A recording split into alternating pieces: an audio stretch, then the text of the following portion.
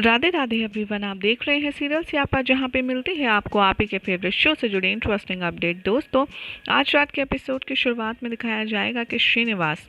ऋषि भृगु को भार्गवी के विवाह के संदर्भ में एक सुझाव देते हुए नजर आएंगे और कहेंगे कि पद्मावती के स्वयंवर में ढेर सारे लोग आएंगे, उसमें से कोई एक ही उनका वर होगा, तो आप वहां जाकर के बाकी शेष को परखिएगा और जो उचित लगे आप उसे भार्गवी का हमसफर बनाने के लिए चुन सकते हैं। और ऋषि भृगु को ये आइडिया पसंद आता है, जिसे सुनकर के भार्गवी गुस्से में अंदर चली जाती हैं और फिर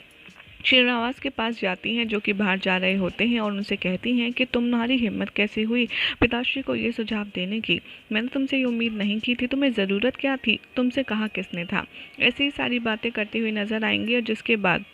वो उनका दिया हुआ तोहफा भी लौटाएंगे और कहेंगे कि नहीं चाहिए मुझे कोई तोहफा, ना ही बनना है नृत्य का और ना ही उस प्रतियोगिता में पद्मावती से अच्छा नृत्य करना है, मुझे अब कुछ नहीं चाहिए। यहाँ पर श्री उनकी बातों पर हंसते हैं और उन्हें घुंघरू वापस करते हुए कहते हैं कि अरे अरे ऐसे कैसे, मैंने तुम्हें वचन दिया है कि श्रेष्ठ नृत्य का बनाऊंगा तो ऐसा ही होगा और तुम ये कंपटीशन भी जीतोगी।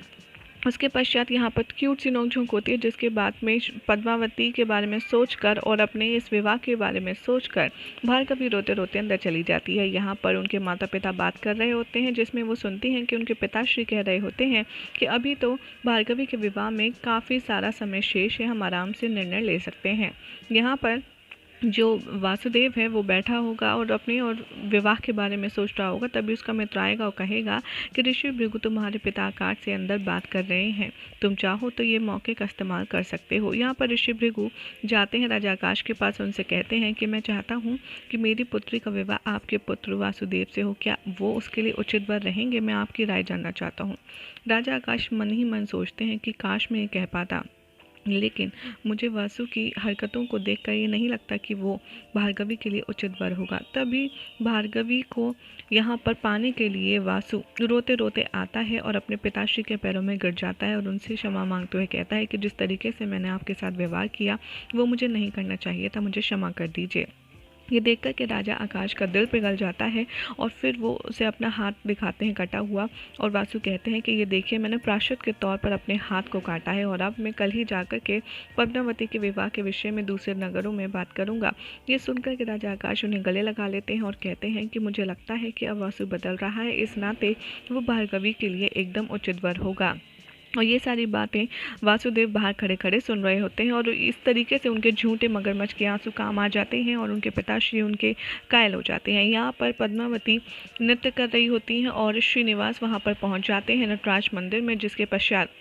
उन्हें वो वही घुंघरू देते हैं जैसे कि उन्होंने भार्गवी को दिए थे, महादेव के आशीर्वाद के घुंघरू। और यहाँ पर पद्मावती उनसे कहती हैं कि तुम्हें क्या लगता है इस प्रतियोगिता में मैं ही उत्तीर्ण होंगी या नहीं। तभी श्रीनिवास कहते हैं कि दोनों ही प्रतियोगिता में जो भाग ले रही हैं मेरी शिष्य हैं,